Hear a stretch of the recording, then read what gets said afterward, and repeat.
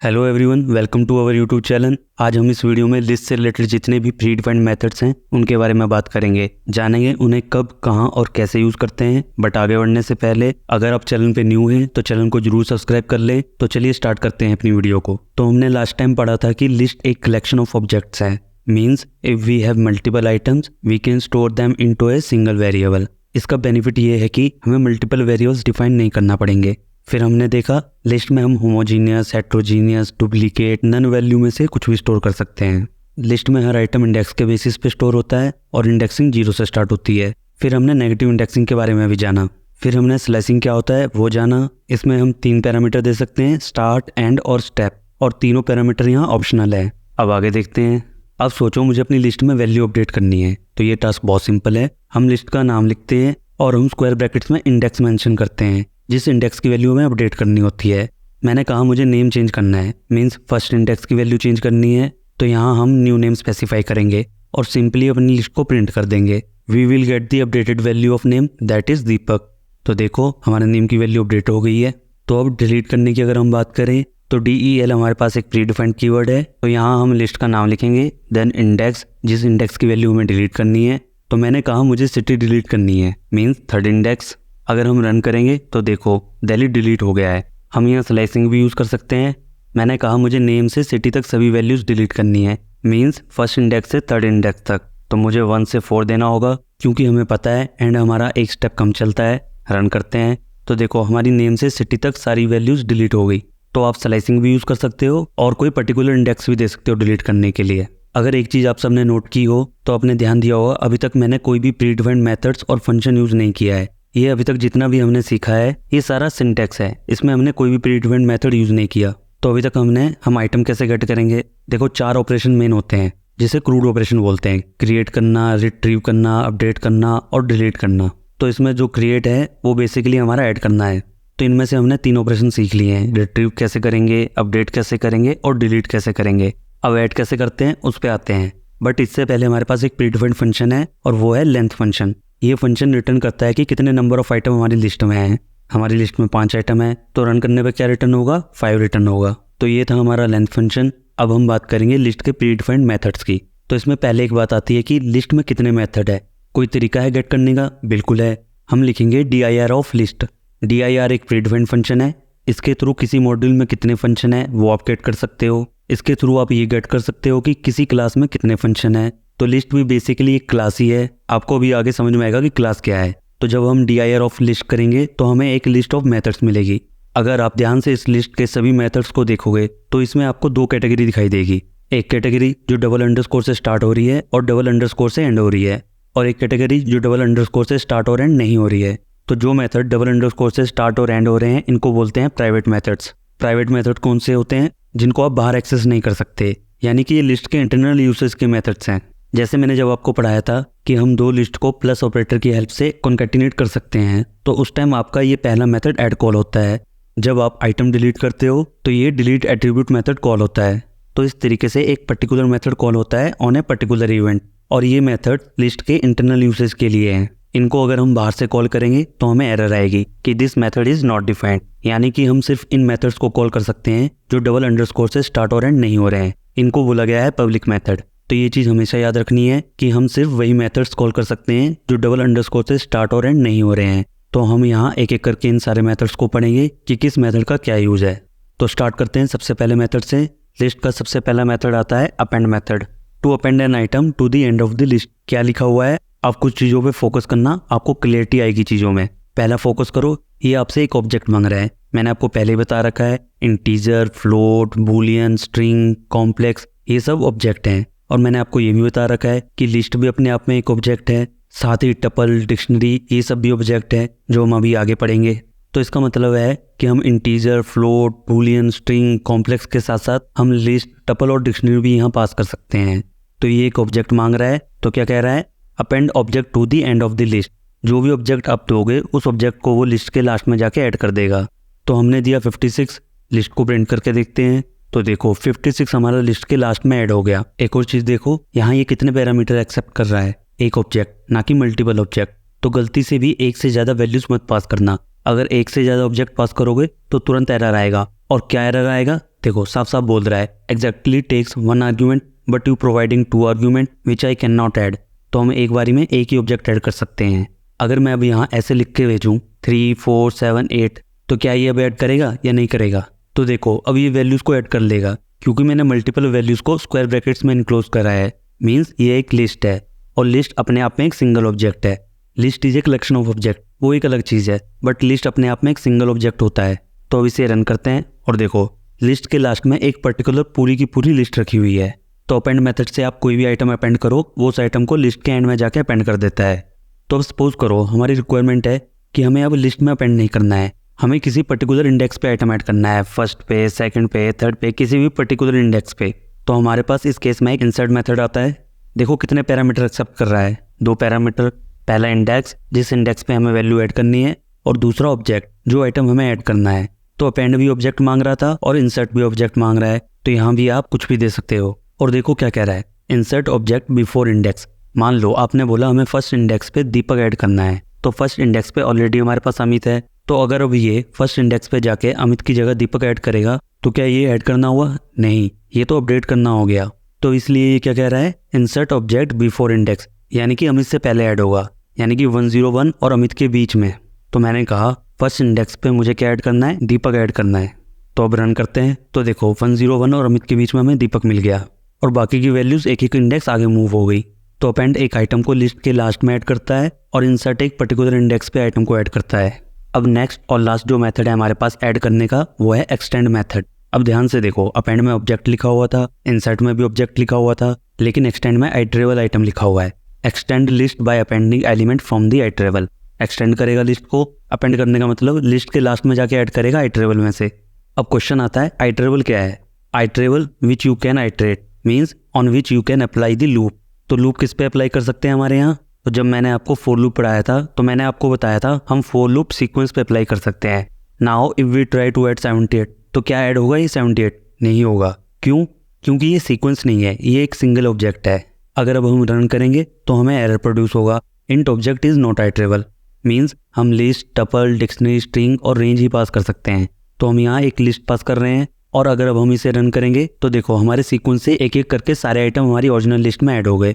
तो हमारे पास ये 3 मेथड है आइटम्स को ऐड करने के लिए। पहला अपेंड, दूसरा इंसर्ट और तीसरा एक्सटेंड। अपेंड एक बारी में एक आइटम को अपेंड करता है लिस्ट के लास्ट में जाके, इंसर्ट एक आइटम को अपेंड करता है एक पर्टिकुलर इंडेक्स पे, और इन दोनों में आप किसी भी तरह का ऑब्जेक्ट पास कर सकते हो। बट एक्सटेंड सिर्फ आइटरेबल ऑब्जेक्ट को अपेंड करता है लिस्ट के लास्ट में। अब देखो मैं लिखता हूँ L2 is equal to L1, तो इसका क्या मतलब है? आप लोग यहाँ ये मत सोचना कि L1 की वैल्यू L2 में कॉपी हो जाएगी, नहीं।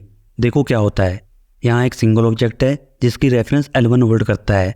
तो अब हम इसी की रेफरेंस किसी दूसरे वेरिएबल को दे रहे हैं, मीन्स L2 को दे रहे हैं, यानी कि L1 और L2 दोनों ही अब एक ही ऑब्जेक्ट की रेफरेंस को होल्ड करते हैं। जब भी हम ऐसे इक्वल टू लगा के नया ऑब्जेक्ट क्रिएट करते हैं तो देखो क्या फ़र्क पड़ता है। तो अब इसमें ये इम्पैक्ट पड़ेगा कि अगर मैं L2 में कोई चेंज करता हूँ तो वो L1 पे भी इम्पैक्ट डालेगा। देखो अगर मैं यहाँ L2 के सेकंड इंडेक्स पे 20 वैल्यू अपडेट करता हूँ और अगर अब मैं L1 को प्रिंट करूँगा तो देखो L1 में भी अब वैल्यू चेंज हो गई है। पहले यहाँ 23 था, अब यहाँ 20 है। बट अगर आप चाहते हो कि एक सेपरेट कॉपी बने इस ऑब्जेक्ट की तो हमारे पास एक मेथड है कॉपी मेथड। तो कॉपी मेथड क्या करता है, एक नई कॉपी बनाता है या नया क्लोन, या आप कह सकते हो एक नया ऑब्जेक्ट बना के देता है। तो देखो अगर अब मैं इसे रन करूँगा तो हमारी L1 लिस्ट में कोई चेंजेस नहीं हुए। तो जब भी हमें एक सेपरेटेड कॉपी चाहिए होती है हम कॉपी मेथड यूज़ करते हैं। तो अब नेक्स्ट मेथड है हमारे पास और वो है क्लियर। तो क्लियर मेथड क्या करता है, ये लिस्ट के सारे आइटम्स को रिमूव कर देता है, हमारी लिस्ट एम्प्टी हो जाती है। रन करते हैं, देखो हमारी लिस्ट एम्प्टी हो गई। अब इसका यूज़ क्या होता है, तो देखो तो बहुत से यूज़ में से मैं आपको इसका एक यूज़ दिखाता हूँ जिससे आपको आइडिया लग जाए हम इसे कैसे और कहाँ यूज़ करते हैं। सपोज करो हमारे पास एक एक्सेल फाइल है और हम इसमें से एक एक रो रीड कर रहे हैं। तो हमें पता है एक रो में मल्टीपल वैल्यूज़ होती है और वो सारी वैल्यू जब हम रीड करेंगे तो वो लिस्ट की तरह ट्रीट होगी। तो हम एक एक करके रो रीड कर रहे हैं और उसे प्रोसेस या यूज़ कर रहे हैं। तो हमने एक लूप लगाया, तो लूप के इस पर्टिकुलर पॉइंट पे हम वैल्यू रीड कर रहे हैं और इस पर्टिकुलर पॉइंट पे हम प्रोसेस कर रहे हैं। प्रोसेस का मतलब हम उसे कहीं यूज़ कर रहे हैं या किसी दूसरी जगह राइट कर रहे हैं या जो भी हमारी रिक्वायरमेंट है। अब दोबारा हमारा लूप घूमेगा, अगर हम सेम लिस्ट यूज़ कर रहे हैं तो फिर क्या होगा, तो उसमें पुरानी आइटम भी रहेगी और नई वाली आइटम भी। तो दोबारा से पुराने वाले भी प्रोसेस होंगे और नए वाले भी प्रोसेस होंगे। तो इस केस में हम इस पॉइंट में क्या लगाएंगे, क्लियर मेथड। तो क्लियर मेथड क्या करेगा, लिस्ट को एम्प्टी कर देगा और फिर दोबारा से हम नए आइटम ऐड करेंगे, फिर प्रोसेस करेंगे, फिर क्लियर करेंगे, देन फिर नए आइटम ऐड करेंगे, प्रोसेस करेंगे, फिर क्लियर करेंगे और फिर ऐड करेंगे। तो इस केस में हम क्लियर मेथड का यूज़ करते हैं। तो समझ गए क्लियर मेथड को हम कैसे और कहाँ यूज़ करते हैं। अब आगे देखते हैं। सपोज करो हमारी लिस्ट में 1000 आइटम्स है। हमें ये तो पता है कि हमारी लिस्ट में दिल्ली है, बट हमें ये नहीं पता कि वो कौन से इंडेक्स पे है। तो कोई ऐसा तरीका है जिससे हम किसी आइटम का इंडेक्स गेट कर सकें? तो बिल्कुल है। इसके लिए हमारे पास एक मेथड है और वो है इंडेक्स मेथड। अच्छा, आपको अगर किसी भी मेथड को अच्छे से पढ़ना है तो आप हेल्प फंक्शन का यूज़ करोगे। तो हम यहाँ लिखेंगे लिस्ट डॉट इंडेक्स, क्योंकि इंडेक्स लिस्ट के साथ एसोसिएटेड है, इसलिए हम लिस्ट डॉट इंडेक्स लिखेंगे। जब हम रन करेंगे तो ये हमें बताएगा कि ये कौन कौन से पैरामीटर एक्सेप्ट करता है। सेल्फ को इग्नोर करना है क्योंकि सेल्फ हमारे यूज़ का नहीं है। ये सेल्फ क्या है आपको उसमें जाके समझ में आएगा, तो अभी आप इसे इग्नोर करो। तो सेल्फ को छोड़ के जो ये 3 पैरामीटर हैं हमारे काम के हैं। तो पहला पैरामीटर वैल्यू है, यहाँ हम वो वैल्यू देंगे जिसका इंडेक्स नंबर हमें निकालना है। फिर स्टार्ट है और ये बाय डिफॉल्ट 0 से स्टार्ट होता है, मतलब ये 0 से स्टार्ट करता है चेक करना। इसे हम चेंज भी कर सकते हैं। और लास्ट हमारा स्टॉप है। देखो इसकी वैल्यू काफ़ी बड़ी है। तो क्या कह रहा है, written first index of value. Means अगर आपकी वैल्यू मल्टीपल टाइम प्रेजेंट है लिस्ट में तो ये सिर्फ फर्स्ट अकरेंस का ही इंडेक्स रिटर्न करेगा और रेज करेगा वैल्यू एरर अगर आपकी वैल्यू प्रेजेंट नहीं है लिस्ट में। तो अगर मैं यहाँ दिल्ली लिखता हूँ तो हमारा दिल्ली कौन से इंडेक्स पे है? 3rd इंडेक्स पे है। तो रन करते हैं। देखो 3 रिटर्न हो गया। अब देखो अगर मैं यहाँ 23 लिखता हूँ तो हमें पता है 23 2nd इंडेक्स पे है, तो ये हमें 2 रिटर्न करेगा। अब अगर हमारी लिस्ट में एक और 23 है तब भी हमें ये 2 ही रिटर्न करेगा, क्योंकि ये फर्स्ट अकरेंस का ही इंडेक्स रिटर्न करता है। रन करते हैं। देखो 2 रिटर्न हो गया। हाँ, आप यहाँ ये कर सकते हो कि हम चाहते हैं कि हम 0 से फाइंड आउट नहीं करना चाहते, हम 3rd इंडेक्स से फाइंड आउट करना चाहते हैं। तो वो 3rd इंडेक्स से ढूंढेगा। मीन्स अब वो दिल्ली से ढूंढेगा। अगर वो दिल्ली से ढूंढेगा तो ये 23 तो ऐसे ही छूट गया। तो इस बार इसे 23 जो मिलेगा वो 5th इंडेक्स पे मिलेगा। तो अगर अब हम रन करेंगे तो हमें 5 रिटर्न होगा। तो समझ गए इंडेक्स मेथड कैसे यूज होता है। अब आगे देखते हैं। तो नेक्स्ट जो मेथड है वो है काउंट मेथड। काउंट मेथड क्या करता है, ये एक आइटम एक्सेप्ट करता है और वो आइटम लिस्ट में कितने टाइम्स प्रेजेंट है वो नंबर रिटर्न कर देता है। तो देखो मैंने एंटर करा 23, तो 23 2 टाइम्स है हमारी लिस्ट में। रन करते हैं। देखो 2 रिटर्न हो गया। अब देखो मैंने एंटर करा 10, तो 10 तो हमारी लिस्ट में है ही नहीं, तो क्या रिटर्न होगा? 0 रिटर्न होगा। तो समझ गए काउंट मेथड का यूज। अब नेक्स्ट जो मेथड है वो है पॉप मेथड। पॉप मेथड क्या करता है, ये 2 काम करता है। एक तो आइटम रिटर्न करके देता है पर्टिकुलर इंडेक्स का, और सेम टाइम पे उस आइटम को लिस्ट में से रिमूव भी कर देता है। तो जो भी इंडेक्स आप इसे दोगे उस इंडेक्स की वैल्यू को रिटर्न भी करके देगा और सेम टाइम पे उस वैल्यू को लिस्ट में से रिमूव भी कर देगा। और देखो डिफॉल्ट इंडेक्स है इसका -1। Remove and return item at index by default last index. अगर हम बिना इंडेक्स मेंशन करे रन करेंगे तो ये लास्ट वैल्यू को रिमूव कर देगा और रिटर्न भी कर देगा। अगर अब हम इसे रन करेंगे तो क्या मिलेगा? 23, क्योंकि लास्ट इंडेक्स पे 23 था और देखो लिस्ट में से 23 रिमूव भी हो गया है। इसके बाद हमने कहा हमें फर्स्ट इंडेक्स की वैल्यू रिमूव करनी है। तो फर्स्ट इंडेक्स पे क्या है? अमित है। अगर अब इसे रन करेंगे तो देखो अमित रिटर्न भी हो गया और लिस्ट में से रिमूव भी हो गया। तो समझ गए पॉप मेथड को। अब आगे देखते हैं। अब नेक्स्ट जो मेथड है वो है रिमूव मेथड। देखो हमने पहले डिलीट करना सीखा, जिसमें हम इंडेक्स दे रहे थे कि किस इंडेक्स की वैल्यू हमें डिलीट करनी है। फिर इसके बाद हमने पॉप देखा। पॉप सिर्फ रिमूव नहीं कर रहा था, वो वैल्यू रिटर्न भी कर रहा था और रिमूव भी कर रहा था सेम टाइम पे, और वो भी इंडेक्स के बेसिस पे। तो देखो रिमूव मेथड क्या करता है, रिमूव मेथड रिमूव करता है इंडेक्स के बेसिस पे नहीं, वैल्यू के बेसिस पे रिमूव करता है और सिर्फ फर्स्ट अकरेंस को रिमूव करता है। जैसे हमने कहा हमें अमित रिमूव करना है, तो जो भी सबसे पहला अमित होगा हमारी लिस्ट में ये उसे रिमूव कर देगा। रन करते हैं। देखो अमित रिमूव हो गया। अब नेक्स्ट टाइम हम 23 को रिमूव करना चाहते हैं, तो देखो हमारी लिस्ट में 2 बार 23 है, तो ये सिर्फ पहले वाले 23 को रिमूव करेगा। रन करते हैं। देखो पहला वाला 23 रिमूव हो गया, दूसरा वाला नहीं हुआ। ठीक है, समझ गए रिमूव मेथड कैसे काम करता है। ये इंडेक्स के बेसिस पे काम नहीं करता है, ये वैल्यू के बेसिस पे काम करता है। अब नेक्स्ट है रिवर्स मेथड। ये क्या करता है, ये ओरिजिनल लिस्ट को रिवर्स कर देता है। तो जब हम इसे रन करेंगे तो ओरिजिनल लिस्ट हमें रिवर्स मिलेगी।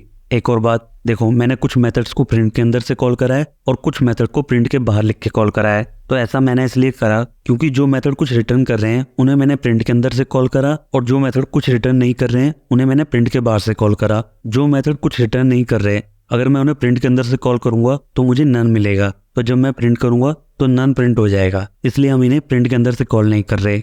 तो कंफ्यूज नहीं होना है क्यों हम कुछ मेथड को प्रिंट के अंदर से कॉल कर रहे हैं और कुछ मेथड को प्रिंट के बाहर से कॉल कर रहे हैं। ठीक है, अब नेक्स्ट है सॉर्ट मेथड। सॉर्ट मेथड क्या करता है, लिस्ट को सॉर्ट करता है इन असेंडिंग ऑर्डर। अगर हम L1 को सॉर्ट करेंगे तो अब हमारी लिस्ट कैसे सॉर्ट होगी, सोचो एक बार। तो देखो हमारी लिस्ट यहाँ सॉर्ट नहीं होगी, क्यों? तो देखो अगर आपको याद है जब मैंने आपको ऑपरेटर्स पढ़ाए थे तो मैंने आपको एक चीज बताई थी, हम नंबर्स को स्ट्रिंग के साथ कंपेयर नहीं कर सकते। अगर मैं यहाँ लिखूं 101 इज ग्रेटर देन अमित तो हमें एक एरर आएगा। तो जब हम अपनी लिस्ट को सॉर्ट करना चाहते हैं तो यहाँ भी कंपैरिजन होगा या नहीं होगा। तो अगर अब हम यहाँ भी रन करने की ट्राई करेंगे तो हमें सेम एरर प्रोड्यूस होगी। तो जब भी आप सॉर्ट मेथड यूज करें एक बार जरूर ध्यान दें कि आपकी लिस्ट में किस तरह की वैल्यूज है, क्या वो कंपेयर कर पाएगा या नहीं कर पाएगा, ठीक है। क्योंकि कंपैरिजन हम सेम वैल्यूज के बीच कर सकते हैं, तो हमारी लिस्ट में डेटा होमोजीनियस होना चाहिए। तो हम यहाँ एक नई लिस्ट L2 क्रिएट कर रहे हैं जिसमें हमने सिर्फ इंटीजर वैल्यू रखी है, मींस होमोजीनियस डेटा रखा है। अगर अब हम L2 को शॉर्ट करेंगे और रन करते हैं तो देखो हमारी लिस्ट असेंडिंग ऑर्डर में शॉर्ट हो गई। अगर आप अपनी लिस्ट को डिसेंडिंग ऑर्डर में शॉर्ट करना चाहते हो तो हमारे पास शॉर्ट में एक एट्रीब्यूट होता है जिसे हम बोलते हैं रिवर्स। तो जब हम रिवर्स की वैल्यू को ट्रू सेट करते हैं हमारी लिस्ट डिसेंडिंग ऑर्डर में शॉर्ट हो जाती है। रन करते हैं, देखो हमारी लिस्ट डिसेंडिंग ऑर्डर में शॉर्ट हो गई। तो आई होप आप सबको लिस्ट के सभी मेथड्स अच्छे से समझ आ गए होंगे। किस मेथड को कब, कहाँ और कैसे यूज करते हैं आपको समझ आ गया होगा।